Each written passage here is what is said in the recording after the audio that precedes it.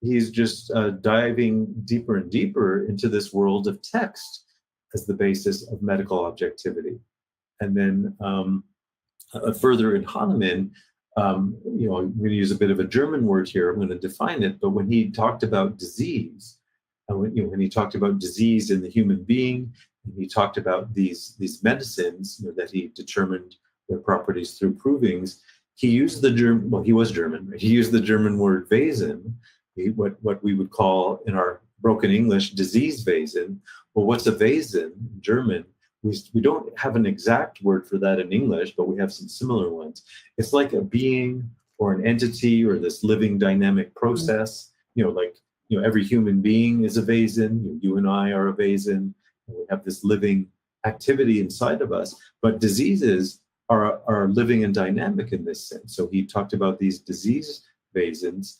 And once you kind of understand our bigger idea here of the world as text, well, plug in Hahnemann's disease Wesens, and now you have these living dynamic activities, which text is. When you have every true piece of text, every true piece of literature has this Wesen quality. It's this living dynamic entity which is unfolding before your eyes. When you read a good piece of literature, it's not just some object out there in the world and you're just kind of passively walking by it.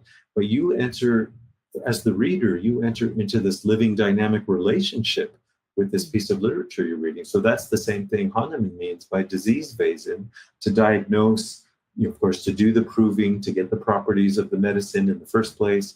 You have this interaction with the patient in general, but you have the interaction with their disease Wesen. And it's no different from the way we read and interpret a piece of literature. It's this living dynamic text. So anyways, all these things in Hahnemann and his multilingual ability certainly went very deep into how his understanding of medicine got formed from the get-go. You can't kind of separate those, that biographical fact from his medicine. Yeah, well said. Yeah. And Hahnemann, like you say, such a dynamic thinker. I mean, wasn't just a number of languages. It was 12 languages, and he effectively translated in 8. I mean, the man was a living genius. And so, as you say so well about reading the book of nature, he was really a craftsman and a genius in that particular regard, which laid down the whole foundations of Heilkunst medicine. For those of us who have picked up his actual blueprint, being Heilkunst as opposed to the principle, just the principle homeopathy, that he's so much more. And so thank goodness we had Stephen Decker, who went back and read the Book of Life as it was intended, and we've been gifted with that capacity as Heilkunsters, and max it out. Mm-hmm. Yes. Mm-hmm. Mm-hmm. Yeah, precisely. Yes. So I have a little handful of some specific medical concepts and medical examples which further expand on what we're saying with Hahnemann and his engagement with text, and just the general principles of life and nature and medicine and all of it.